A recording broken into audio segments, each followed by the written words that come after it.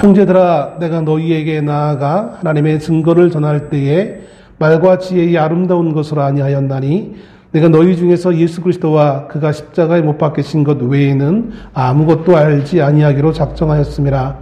내가 너희 가운데 거할 때에 약하고 두려워하고 심히 떨었노라. 내 말과 내 전도함이 설득력 있는 지혜의 말로 하지 아니하고 다만 성령의 나타나심과 능력으로 하여 너의 믿음이 사람의 지혜에 있지 아니하고 다만 하나님의 능력에 있게 하려 하였노라. 아멘.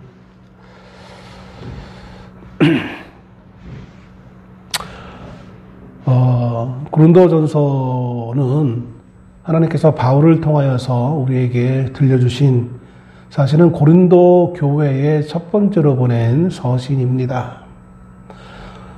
사도 바울이 복음을 전하다 2차 전도 여행을 하면서 느껴졌던 교회의 여러 가지 복잡하고 말로 다 할 수 없는, 어떻게 보면 치부라고 할 수 있죠. 숨기고 싶은 교회의 여러 가지 문제를 발견하게 되어지고, 그러면서 이제 이 하나님의 영감을 받아 이 서신을 기록할 수밖에 없는 상황에 직면하게 되어지는 것을 봅니다. 자, 그래서 이 고린도를 향한 첫 번째 서신을 보내면서 오늘 말씀에 이렇게 기록합니다.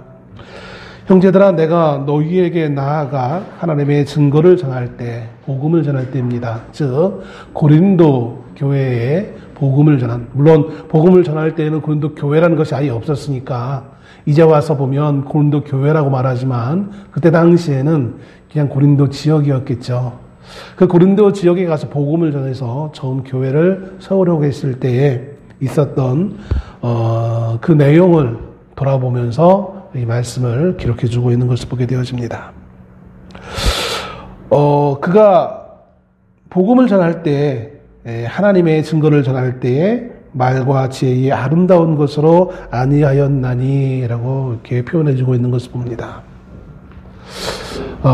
사람에게는 누구나 트라우마라는 것이 있습니다. 정상적인 삶을 살다가도 과거에 경험했던 어떠한 사건이 그 비슷하게 재현되어지면 괜히 심장이 떨린다든지 뭔가 주저한다든지 괜히 그러고 싶지 않은 어떤 그러한 예전에 경험했던 안 좋은 기억들이 현재에도 그대로 투영되어져서 지금의 삶을 사는데 참 힘겨운 상황을 맞이하는 경우가 종종 있는 것을 보게 되었습니다. 아마 약간의 차이는 있을지언정 우리 모두에게는 다 이러한 경험하고 싶지 않은 트라우마가 다 있지 않을까라는 생각을 해보게 되었습니다. 그것은 어린 나이에서부터 노년에 이른 누구에게나 남녀노소를 막론하고 그 정도의 차이는 있을지 모르겠지만 누구에게나 다 하나씩은 피하고 싶은 트라우마가 있지 않을까라는 생각을 해보게 되어집니다. 예전에는 대표적인 건 예전에 그런 거 있겠죠. 예전에는 가난하고 힘들 때, 먹고 살기 힘들 때에는 우리가 교육을 제대로 받지 못했습니다. 그래서 교육 받지 못한 사람들이 많이 배운 사람들 앞에 가면 괜히 초라해지고, 그 초라해지는 건 뭐 괜찮아요. 괜히 더 공격적으로 그런 더 많이 배운 사람을 향하여서 그 사람을 괜히 모함하기도 하고 안 이쁘게 생각하기도 하고, 이것도 일종의 하나의 트라우마의 작용이라고 생각되어집니다. 아무리 세상에서 성공한 사람이라고 할지라도 다 사람에게는 조그만 약간의 트라우마가 있으리라 생각되어집니다. 오늘 사도 바울이 늘 복음을 전하면서 그가 우리가 흔히 생각하는 것처럼 위대한 전도자 또 사도, 그러니까 모든 게 다 아름답게 비칠 수밖에 없잖아요. 그런데 그럼에도 불구하고 그에게는 남들에게 보이고 싶지 않은 트라우마가 있었으리라 생각되어집니다. 대표적인 그의 트라우마는 아마 이거였을 거예요. 성경에 보면 어느 지역에 가서 이렇게 변증을 합니다. 사람들이 얘기할 때 바울의 글을 보면 대단히 논리정연하게 잘 쓰는데 근데 말을 할 때 보면, 말하는 걸 보면 정말 되게 형편없어. 이렇게 말을 한다는 거예요. 그래서 바울이 그거에 대해서 아마 성경 기록하고 있지 않지만 좀 약간의 상처가 있지 않았을까라는 생각을 해보게 되었습니다. 직접 대면해서 말을 하고 보니까 위대한 사도라고 해서 많이 그렇게 좀 뭔가 대단한 것일 줄 알고 그를 만나서 대화하다 보니까 말도 제대로 잘 못하더라. 또 말만 못해.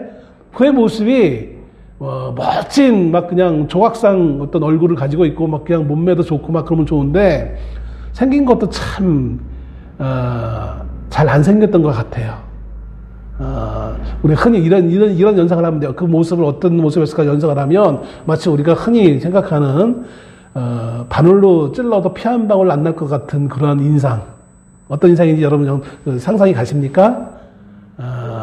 마르고 얼굴도 좀 표독스러운 어떤 그런 모습, 날카로운 인상의 모습. 또 인상만 그렇습니까? 그는 흔히들 말하는 움직이는 종합병원이다라고 부를 정도로 여러 가지 질병을 가지고 있었어요. 그 질병이 뭘까? 대표적인 것 중에 하나, 어떤 이들은 안질이라고 하기도 하고, 어떤 이들은 뭐 간질이다라고도 하고, 여러 가지 어떤 병을 가지고 있던 그런 사도가 바울이었습니다. 그러니까 우리가 흔히 알고 있는, 우리가 접하고 있는 성경상으로 보고 있던 그 위대한 사도 바울의 인간적 모습을 보게 되어지면 그렇게 아름다운 모습을 찾을 수 없는 그런 모습이 연상될 수밖에 없는 그런 삶을 살았던 사도인 것을 보게 되었습니다.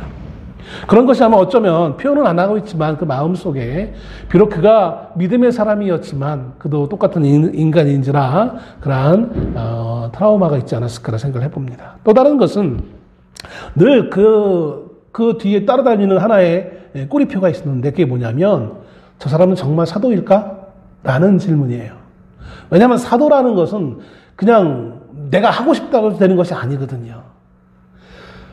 사도라는 것은 기본 기준이 있어요.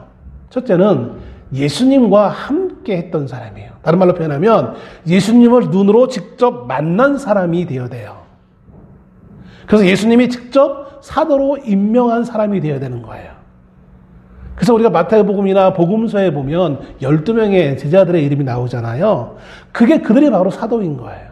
예수님이 그들을 제자로 삼았다는 것은 그것이 바로 사도로 삼았다는 의미인 것입니다.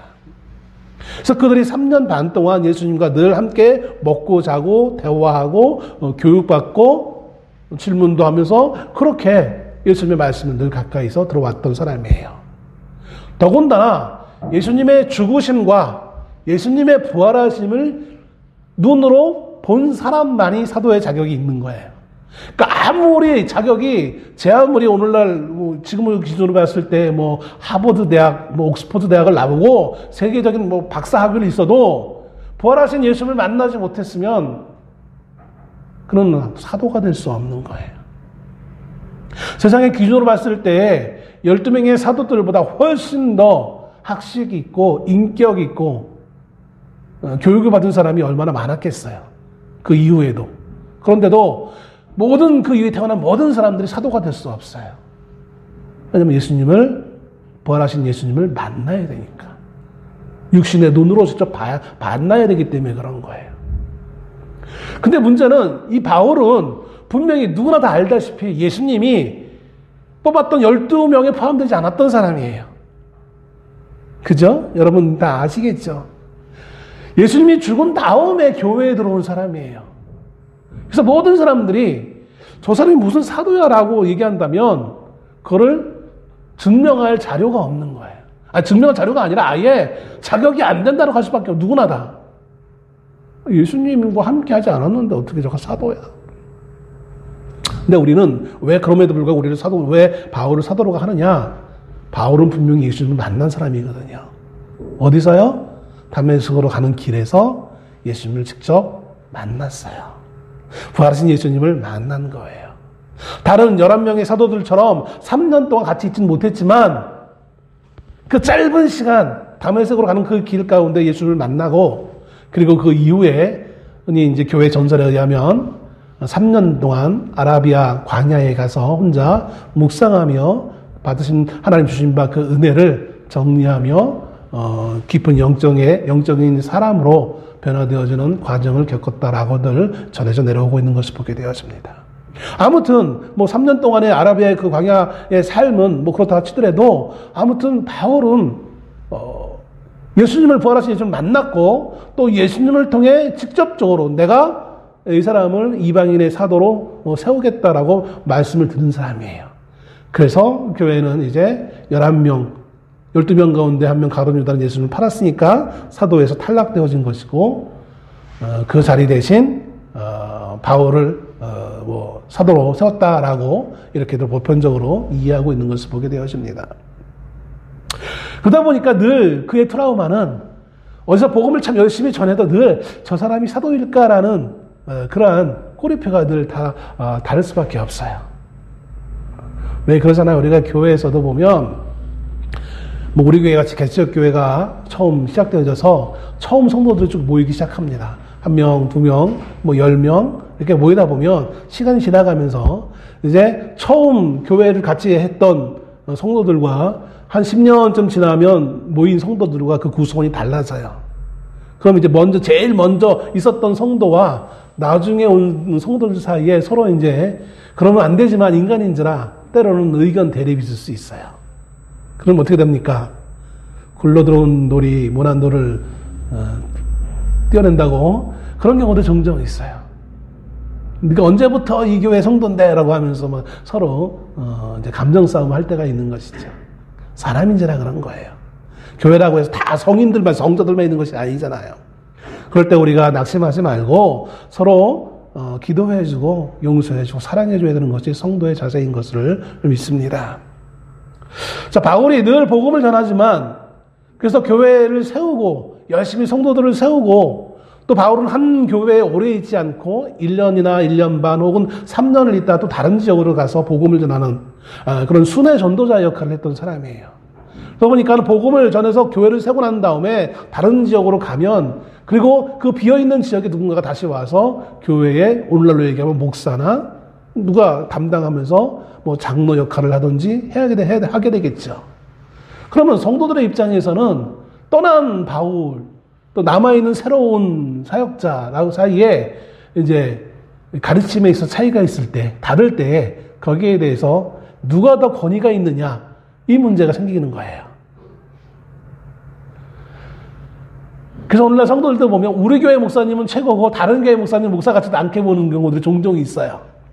예전에 보면 기도원이나 이런 데 가보면 요즘은 그런 경우가 없지만 예전에는 교회들마다 1년에 2-3번씩 전 교인 같이 기도원 가서 기도도 하고 같이 쉬기도 하고 이랬잖아요.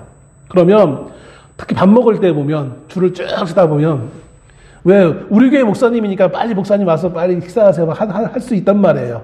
근데 그거를 우리 교인들은 이해하는데 다른 교회 성도들은 왜 새치기 하냐고 이제 큰소리 치면서 이렇게 삿대질하고 그런 경우가 종종 있는 것을 보게 되었습니다. 우리 교회 목사님만이 목사님이 아니라 다른 교회 목사님도 목사님이잖아요. 하나님이 세우신. 우리 교회 권사님만이 권사님이 아니라 다른 교회 권사님도 권사님인 거예요. 서로 존중해주고 대우를 해줘야 되는 것이죠. 근데 사람인지라 그러지 못할 때가 참 많아요. 바울에 대한 이해도 마찬가지였어요. 늘 바울이 열심히 세워놓고 다른 지역으로 가면 다른 사람이 들어와서 그것이 꼭 목회자건 아니면 일반 성도들 가운데 누가 들어와서 좀 나름 똑똑한 성도가 들어와서 예전에 누가 바울이라는 사람이 여기다 복음을 전해 사람들 세워놓고 갔는데 그 사람이 가르친 게 정말 올바른 거냐 틀린 거냐 이런 싸움이 자꾸 발생하게 되어지는 거예요. 기존에 있는 성도들이 바울이 우리에게 이렇게 가르쳐줬어 라고 하면 나중에 들어온 성도들 가운데 그런 게 어디 있어? 나는 그런 거 못 들었는데? 이러면서 이제 서로 이제 의견 다툼을 하는 거예요.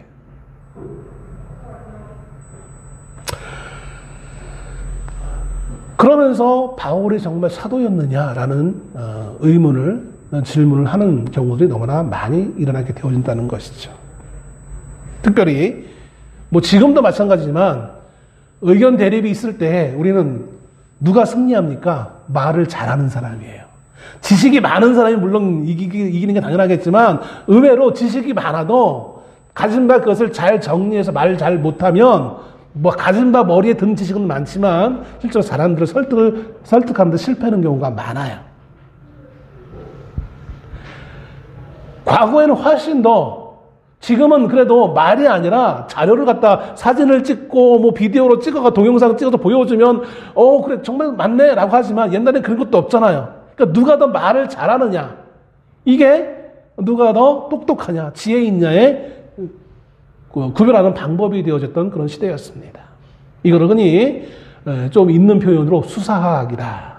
내가 가지고 있는 지식을, 내가 가지고 있는 사고, 생각을 얼마나 그 언어의 법칙에 따라서 체계적으로, 논리적으로 잘 사람들에게 설명하는지, 그에 대한 학문이 수사학이라는 학문이었어요.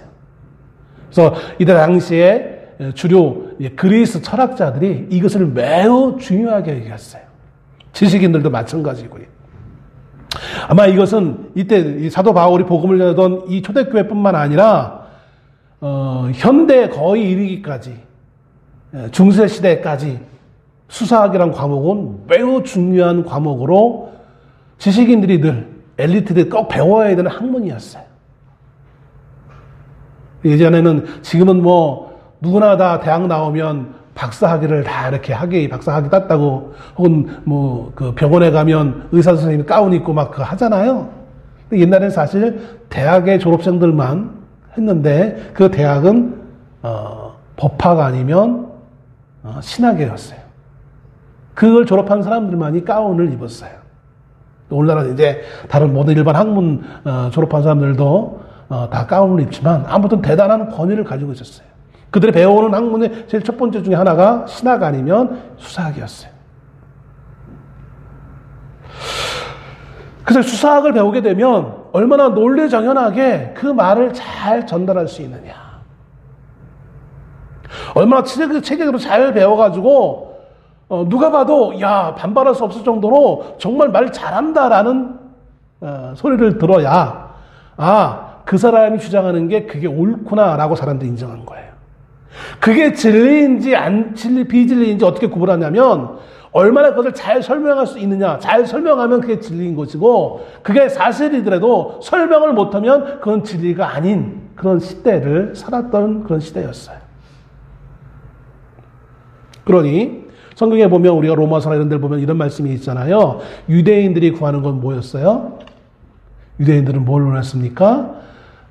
기적을 원했어요. 기적. 하나님의 기적. 근데 로마인들은 지혜를 구했어요. 이 지혜는 뭐냐면 이 수사학적인, 얼마나 잘 설명하느냐, 논리적으로 잘 말하느냐, 여기에 저 사람이 말하는 게 진짜구나, 진짜 가짜 구별하는 그 기준이 이 수사학을 얼마나 잘 법칙에 따라 하느냐, 여기에 달려있었던 것을 보게 되었습니다. 근데 바울은 지금 어떤 사람이었다고요? 말을 잘하는 사람이요? 글은 잘 쓰는데 말은 잘 못하는 거예요. 그러다 보니까 바울이 말을 전달하는 그 복음에 대해서 사람들이 자꾸 의심하는 그런 단계에 이르게 되어지는 것을 봅니다. 오늘 말씀에 형제들아 내가 너희에게 나아가 하나님의 증거를 전할 때에 말과 지혜의 아름다운 것으로 아니하였다. 말과 지혜, 이거를 아름다운 것이라고 표현해요. 왜냐하면 그게 진짜 아름다워서라기보다는 그때 당시 그 당시 살고 있던 모든 사람들이 그 말을 논리적으로 잘, 수사학적으로 잘 말하는 것을 아름다운 것으로, 또 그것을 지혜라고 여겼던 그런 시대였어요. 그래서 오늘 바울이 표현할 때 그 당시 사람들이 원했던 그 말과 그 아름다운 그 지혜의 모습으로 바울이 복음을 전하지 않았다는 사실을 그대로 오픈하고 있는 거예요. 내가 너희 중에서 예수 그리스도와 그가 십자가에 못 박히신 것 외에는 아무것도 알지 아니하기로 작정하였습니다. 말과 지혜의 아름다움이 정말 사람들을 혹할 만큼 정말 달변가로서 잘 할 수 있습니다.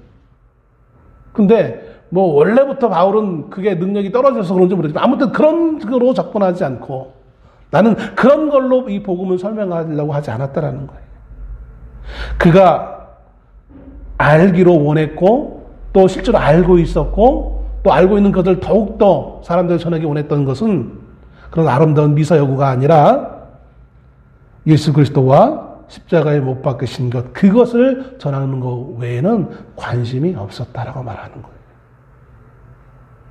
3절에 보면 내가 너희 가운데 거할 때에 약하고 두려워하고 심히 떨었노라. 그런데 문제는 바울의 그 마음가짐 가운데 바울이 그런 마음을 가지고 있었는데 이제 문제는 그가 그 마음 가운데 복음을 전하는 그 현장의 상황은 어땠는지, 그 현장을 목격한 바울의 심정이 어땠는지를 3절에서 표현하고 있는데 그 상황은 약하고 두려워하고 떨었다, 자신이. 그럼 왜 바울은 복음을 전하는 사도의 입장에 있던 사람인데 왜 복음을 전하면서 약하고 두려워하고 심히 떨었을까요? 여러 가지 이유가 있을 수 있습니다. 고린도 교회를 세우기 위해 복음을 전할 때 있었던 경험했던 것을 고백하는 거예요. 자, 고린도 지역에 복음을 전하기에 앞서 바울은 아덴이라는 곳에서 복음을 전했어요. 근데 아덴 오늘날로 얘기하면 아테네예요, 아테네. 여러분, 아테네 하면 뭐가 떠오르십니까? 뭐 올림픽을 떠올리는 사람도 있을 것이고, 또 어떤 사람들은 아테네 하면 그리스를 떠올려서 그리스 하면 가장 유명한 거는 그리스 철학이에요. 수많은 철학자들이 거기 아테네에 있었어요. 그러니까 그 아덴의 복음을 전할 때 보면 얼마나 말을 잘하는 사람이 많았는지, 논리정연하게 그 수학을 배워가지고 자신의 주장할 거를 잘 주장하는 사람이 얼마나 많았는지, 그들에 비해서 바울 자신, 복음을 전할 바울 자신은 너무나 그 수준의 차이를 느끼는 거예요.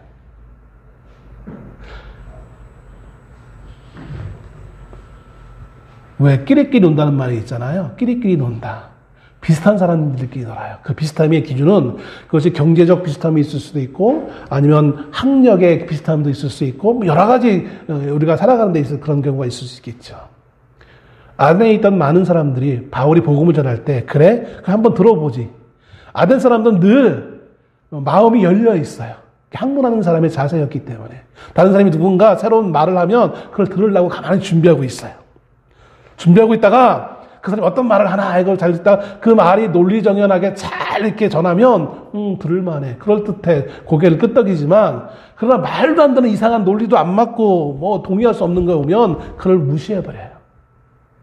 저 뭐 이상한 말 하고 있네. 저 못 배운 놈. 이렇게 한다고요.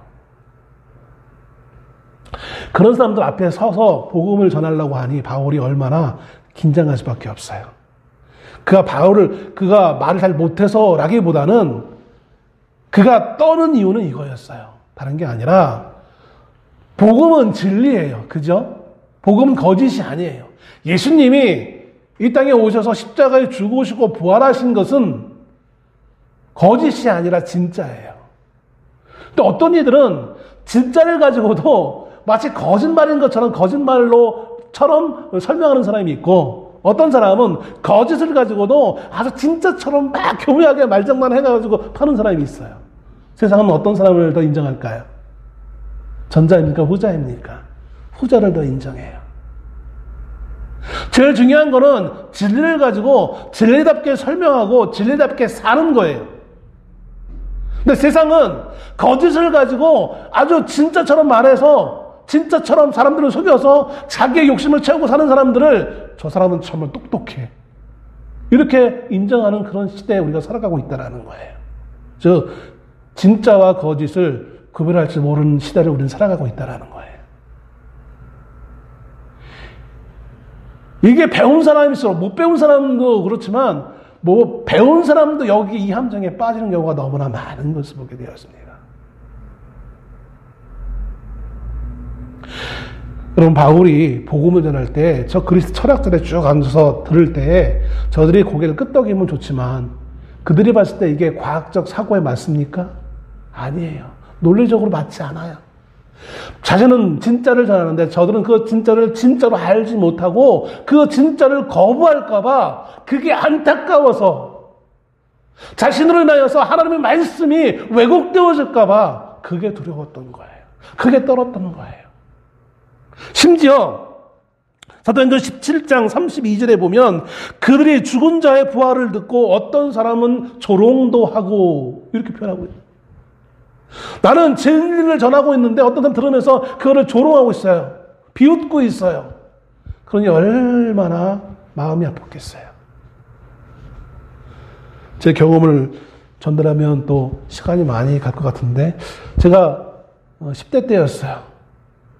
수원에 살고 있을 때, 어느 이제, 복음성가 대회에, 교회에 같이 이제 중창단이 나갔어요.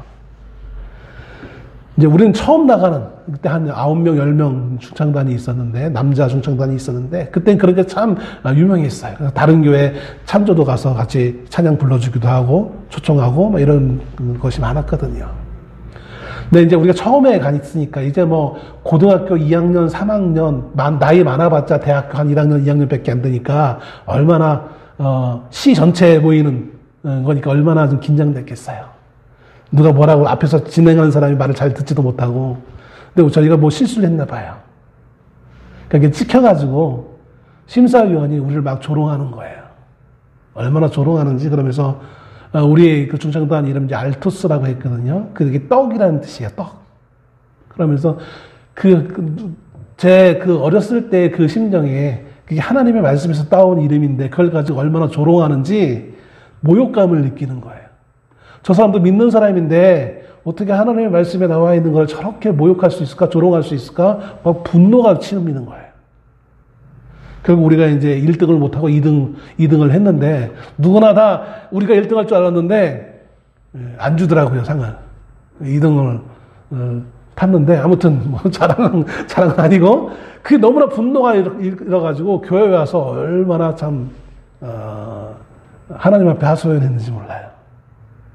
바울의 심정이 뭐 저의 심정과 비교하는 수는 없겠지만 그렇게 하나님의 말씀에 대해서 조롱하고 있는 그들을 대할 때에 얼마나 마음이 아팠겠어요. 더군다나 그 아덴에서 복음을 전하다 결국 사람들이 믿지 않고 거기서 도망쳐 나와야만 했어요, 바울이. 그리고 나서 고린도 지역에 와서 다시 복음을 전하는 거예요. 그러니 앞에서 성공했으면 상관이 없는데 아덴에서도 복음을 전하다가 다 전하지 못하고 겨우 목숨만 건데 쫓겨 나왔는데 이 고린도에서 또 복음을 전하려고 하니 그 마음이 얼마나 무거웠겠어요. 그 심정을 지금 고백하고 있는 것이 3절 말씀이에요. 내 말과 내 전도함이 설득력 있는 지혜의 말로 하지 아니하고 다만 성령의 나타나심과 능력으로 하여. 그럼에도 불구하고 그가 복음을 전하는 데 있어 그 복음을 전하는 그 방법에 있어서는 결코 타협하지 않겠다라는 거예요. 그럼 뭐 자기는 자신은 무엇을 전하고자 하는 것이냐? 5절 말씀에 너희 믿음이 사람의 지혜에 있지 아니하고 다만 하나님의 능력에 있게 하려 하였노라. 우리의 믿음은 아름다운 말을 통해서 주어지는 것이 아니에요. 논리 정연한 말을 통하여서 우리에게 믿음이 전달되어지는 것이 아니라는 거예요. 아테네 철학자들 요구하는 것처럼 논리성 있게 잘 미사여구를 사용해가지고 누구나 다 감탄할 만한 아름다운 기발한 어떤 표현을 써서 복음을 전한다고 해서 그게 너희들에게 믿음이 주어지는 것이 아니라는 것이었어요. 그래서 나는 그걸 알기에 비록 아덴에서 실패했지만 여전히 고린도에서도 복음을 전할 때 다르게 앞에서 실패했으니까 이번에는 좀 다르게 해야지 이게 아니라 앞에서 했던 것과 똑같이 여기 고린도에서도 나는 말과 지혜의 아름다운 것을 하지 아니하고 오직 너희가 알아야 될 이 하나님의 능력만 내가 전하겠다라고 말하는 것이었어요. 그러면 이 하나님의 능력은 무엇이냐? 과연 이 하나님의 능력이 무엇이길래 바울은 말과 지혜의 아름다움, 그 당시에 모든 사람들이 요구하고 있던 말과 지혜의 아름다움이 아니라 이 하나님의 능력 하니까 당연히 하나님의 능력이니까 그걸로 해야죠. 여러분 이렇게 말하시면 오해하시는 거예요. 물론 하나님의 능력이라는 것이 죽은 자를 살리고 그 다음에 하늘에서 만나가 내리고 뭐 하늘에 천둥번개가 막 치고 이것도 하나님의 능력일 수 있어요. 그런데 여기서 말하고 있는 하나님의 능력은 그것이 아니에요. 로마서 1장 16절 이렇게 표현합니다. 아까 내가 복음을 부끄러워하지 아니하노니 이 복음은 모든 믿는 자에게 구원을 주시는 하나님의 능력이됨이라. 하나님의 능력이 뭐라고요? 복음이에요. 복음. 말의 아름다움이 능력이 아니라 천둥 번개치고 해야 하는 그것이 능력이 아니라 복음이 하나님의 능력이래요. 그러면 이 복음이 무엇입니까? 고린도전서 1장 18절에 이렇게 얘기합니다. 십자가의 도가 멸망하는 자들에게는 미련한 것이요 구원을 받는 우리에게는 하나님의 능력이라. 뭐가요? 십자가의 도가. 십자가의 도는 무엇일까요? 예수 그리스도가 십자가에 죽으셔서 3일 만에 부활하신 거예요. 그리고 그것을 믿는 자마다 영생을 얻는다라는 것이 이게 십자가의 도고 이것이 복음이고 이것이 하나님의 능력인 것입니다. 즉 바울이 전하고자 했던 것은 논리정연한 아름다운 말이 아니라 아주 투박한 십자가. 아까 앞에서 말씀드린 아덴 사람들 어떻게 했다 그것을 조롱했다고 그랬어요. 어떻게 죽은 사람이 다시 살아날 수 있어? 말도 안 돼. 근데 그게 하나님의 말씀이에요. 그게 하나님의 능력이라는 거예요. 과학으로는 불가능해요. 과학으로는 그를 죽은 사람을 살릴 수 없어요. 과학으로 못하니 논리적으로 설명도 못하는 거예요. 그런데 하나님의 능력이기 때문에 하나님만 하실 수 있는 거예요. 그래서 그게 하나님의 능력인 거예요. 하나님의 수많은 능력 가운데 우리에게 가장 필요한 그 능력이 뭐냐면 바로 이 십자가의 도, 복음의 능력인 거예요. 하나님이 모든 이 지구를 다 만드셨어요. 그것도 하나님의 능력으로 다 만드셨어요. 그런데 만든 그 지구가 내가 없으면 무슨 의미가 있어요? 하나님이 아름답게 만들어놓은 이 모든 세상이 하나님 나라가 내가 그 안에 들어가지 못하면 나에게 무슨 능력이 아무것도 아니에요. 나에게 중요한 하나님 끼쳐준 가장 중요한 능력은 뭐냐면 바로 내가 어떤 노력으로 내가 어떤 행위로 얻어지는 것이 아니라 나는 아무것도 안 했는데 단지 하나님 나에게 선물로 주신 그 십자가를 믿음으로 말미암아 구원받는 게 이게 하나님의 능력이라는 거예요. 그래서 나는 당시에 모든 사람들이 요구했던 그 아름다운 말과 지혜의 아름다운 그 말로 이거를 설명하는 것이 아니라 아주 단순하게 예수 십자가만 말하겠다라고 말하고 있는 거예요. 그러므로 오늘 고린도 교회 교인들이 야 바울은 오늘날 최첨단 유행하는 아주 주사학적으로 아주 매끄러운 그런 말도 못하는데 그게 무슨 사도야? 라고 의심하고 있는 그 고린도 교회를 향하여서 그 너희들이 생각하는 그 아름다운 말들의 능력이 아니라 진정한 하나님의 능력은 내가 전달해 주었던 십자가의 도. 예수 그리스도가 죽으시고 부활하셨다는 사실, 그리고 그것을 믿는 자마다 구원 얻는다는 이 사실이야말로 하나님의 능력이고 그에게 나는 이것만 전하기를 원한다는 거예요. 이것이 앞에서처럼 아덴에서처럼 실패한다 하더라도 나는 내가 해야 될 일은 하나님이 나를 세우신 그 이유는 이 복음을 하나님의 능력을 전하도록 하기 위한 것을 분명하게 선언하고 있는 것을 보게 되었습니다. 그리고 이것은 오늘 우리에게도 마찬가지예요. 하나님이 우리에게도 우리에게 요구하신 것도 마찬가지예요. 교회가 무엇을 해야 되느냐? 여러 가지 우리가 이 땅에 발디디고 살고 있기 때문에 우리가 살아가면서 필요한 많은 것들이 있을 수 있어요. 교회가 이웃을 돌아보고 힘겨운 사람들을 도와주고 섬기고 여러 가지 역할을 감당해야 될 책임과 의무가 없지 않아 있을 수도 있어요. 그러나 그 무엇보다 제일 중요한 것은 무엇이냐면 이 복음의 능력을 전하는 것이 교회의 진정한 사명이라는 거예요. 요즘은 한국이 많이 발전해서 예전과 같이 교회가 굳이 안 해도 먹고 살 만한 그런 사회가 됐기 때문에 예전에는 많은 교회가 구제 활동을 많이 했잖아요. 예전에 저희 어렸을 때만 해도 웬만한 교회들은 전부 다 선교원이라는 것을 가지고 있었어요.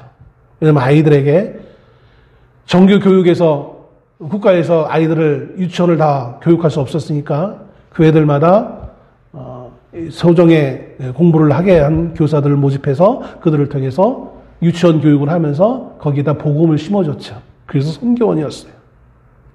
웬만한 교회들은 다 가지고 있었어요. 그런데 지금은 선교원을 할 수 없어요, 교회가. 세상 정부가 충분히 다 감당할 수 있으니까 유치원, 또 민간 유치원 다 있으니까 이제 국가 공교육을 포함시키겠다 해가지고 교회가 이것을 못하게 했죠. 또 종교적 어떤 그런 차별성 때문에 못하게 한 이유도 있고.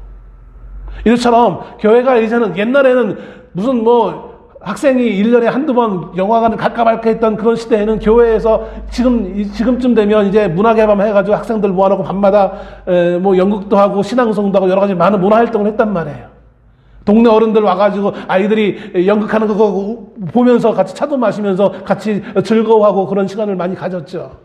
근데 지금은 누가 교회에서 그렇게 합니까? 영화관 갈 수 있고 많은 문화센터가 있기 때문에. 필요할 때는 교회가 그런 것도 했어요. 근데 그 모든 것이 사실은 복음을 전하기 위한 하나의 도구였죠. 오늘날도 대형 교회들은 여러 가지 문화 활동을 하는 것을 보게 되었습니다. 그러나 문제는 뭐냐면 그것이 주가 되어져서는 안 되는 것이죠. 마치 그것을 해야만 되는 걸로 우리는 착각하는 거예요. 복음을 전하는데 더 열심히 해야 될 교회들이 복음이 아니라 다른 것에 더 몰입하고 성도들이 누림에만 관심을 가지고 있는 거예요. 점점점 복음에 대해서는 희박해지고 예수 그리스도의 그 십자가에 대해서는 어느 누구도 말하지 않는, 십자가는 부활절 때쯤 한번 얘기하는 걸로 그냥 끝나는 교회 안에서, 초대교회는 날마다 이 십자가가 증거되어졌습니다. 이게 하나님의 능력이니까 날마다 예수 그리스도의 부활하심을 이야기했어요. 세련되게 대학을 나와 신학대학원을 나와 박사학위를 없어도 유창하게 말을 하지 못해도 십자가의 그 복음만 전했던 그런 시대가 있었습니다. 그러나 오늘날 시대에는 십자가의 복음만을 가지면 무식한 교회가 되어지고 사람이 모이지 않는 그런 어떠한 모습으로 자꾸 변질되어져 가는 것을 보게 되어져요. 그건 더 이상 말하지 말자는 거예요. 피곤하니까 좀 더 세련되게 합시다. 세련되게. 교회가, 성도들이 자꾸 세련된 것을 찾다 보면 십자가의 그 무딘 신학은 점점 놓쳐버리게 되어집니다.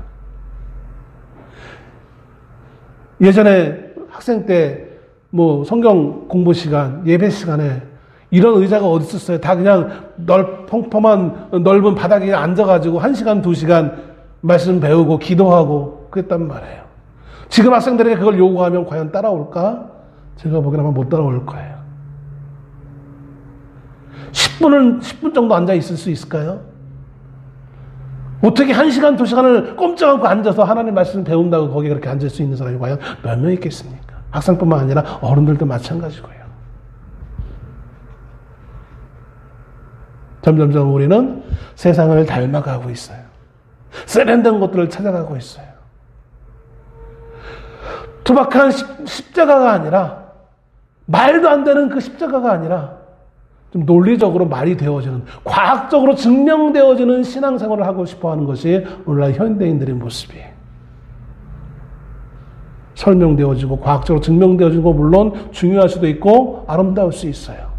그러나 그것이 우리에게 믿음 자체를 가져다 주는 것이 아니에요. 내가 교회를 많이 했다고 해서 그것이 믿음이 훌륭한 것을 증거하는 그 증거 자료가 될 수 없어요. 우리는 그 십자가 앞에 내 믿음을 더 굳건히 하기 위한 그 과정 없이 그저 시간만 많이 교회에 봉사하면 돼. 그렇게 교회에서 가르쳤으니까. 마치 그것만이 믿음의 제일인 걸 그냥 착각하며 인생을 살아가는 거. 그래서 많이 모이기만 하면 돼.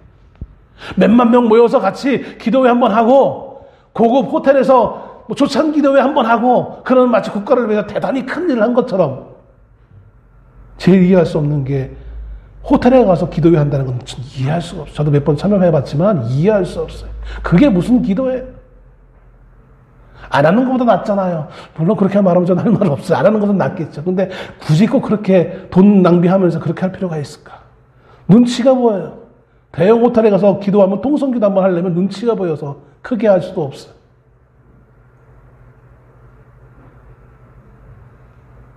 우리는 자꾸 말과 제의 아름다움을 추렸던 이 초대교회의 모습처럼 오늘날 세련된 과학적이고 누구나 지성을 갖고 있는 사람들이 인정할 만한 아름다운 신앙을 자꾸 얘기하고 있어요. 근데 복음이라는 것은 원천적으로부터 처음부터 복음은 세련되지 못했고 투박한 십자가의 복음이었어요. 말도 안 되는, 과학적으로 증명되지 않는, 도대체가 이게 무슨 그 예수님이 부활할 수 있고 또 부활한 예수를 믿게 하면 어떻게 구원받을 수 있어? 에? 저 바깥에 선을 행하는 사람들 얼마나 많은데, 착한 사람이 얼마나 많은데 저들은 구원받지 못하고 어떻게 교회 안에 맨날 미워하고 질타하고 싸우고 의견 대립하는 저들이 구원받을 수 있어? 말도 안 되잖아. 이렇게 우리 말들을 한다는 거예요. 결국 그것은 내가 구원받을 만한 자격이 있다고 착각하는 거예요. 내가 뭔가 선한 일을 해서 내가 말을 잘 전하면 사람들이 나를 믿는 것처럼 내가 착한 일을 많이 하면 당연히 나에게 구원받을 자격이 있는 것이고, 착한 일을 하지 않으면 난 구원받을 자격이 없는 거야. 단 나에게 초점을 맞추고 있는 거예요. 성경은 구원의 자격은 나에게서 오는 것이 아니에요. 하나님에게서 오는 거예요. 하나님이 주시는 거예요. 그리고 성경은 그 하나님 주신 그거에 대해서, 하나님의 능력에 대해서 너희가 지음받은 너희가 그것을 왈가왈부하면 안 된다라고 말씀하고 있어요. 단지 우리는 그것을 감사할 뿐이다 라고 말하고 있는 거예요. 감사하기 위해 우리가 오늘 모였던 것이에요. 내가 얼마나 성공했는지 자랑하기 위해서 교회에 모이는 것이 아니라 하나님이 나를 구원하심이 얼마나 감사한지 감사를 표현하기 위해 교회에 모인 거예요. 교회에 와서 자식 자랑하고 남편 자랑하고 신랑 자랑하고 물질 자랑하고 성공을 자랑하는 그것이 교회가 아니라 내가 얼마나 저주받은 인생이었는지, 자랑할 것 없는, 자랑할 만한 아무것도 없는 정말 죽어 마땅한 자였는지 그거를 고백하며, 그럼에도 하나님이 나를 구원하셨음을 감사하고, 그러니 이 깊은 은혜를 받은 자가 어찌 또 한 주간의 삶을 살면서 똑같이 예전과 똑같이 사람을 미워하며 저주하며 싸우며 살아갈 수 있느냐, 각오를 다짐하며 그 하나님의 능력 앞에 내가 그래도 조금이라도 더 하나님의 능력을 입은 자로서 하나님의 은혜를 갚으며 살아가는 한 주간의 삶이 되기를 각오하는 것이 주일 예배인 것입니다. 이 하나님의 능력을 믿지 않기 때문에 우리는 자꾸 내가 가지고 있는 것을 자랑하며 살려고 하는 거예요. 하나님의 능력을 믿는 자가 어떻게 내가 가지고 있는 것들을 자랑하며 살아갈 수 있어요? 세상이 말하고 있는 조건들을 말하며 그걸 충족시키겠다고 자랑할 수 있겠어요? 오늘 겸손하게 우리가 하나님의 능력 앞에, 십자가의 복음 앞에 무릎을 꿇으며 얼마나 우리가 무익한 자들인지, 얼마나 죄인인지, 그리고 그 죄 많은 인생을 주님이 하나님의 능력으로 구원하셨는지를 감사할 수 있는, 그리고 그 감사한 마음으로 한 주간의 삶을 살기를 결단할 수 있는 우리가 될 수 있기를 주의 이름으로 축원합니다. 기도하겠습니다.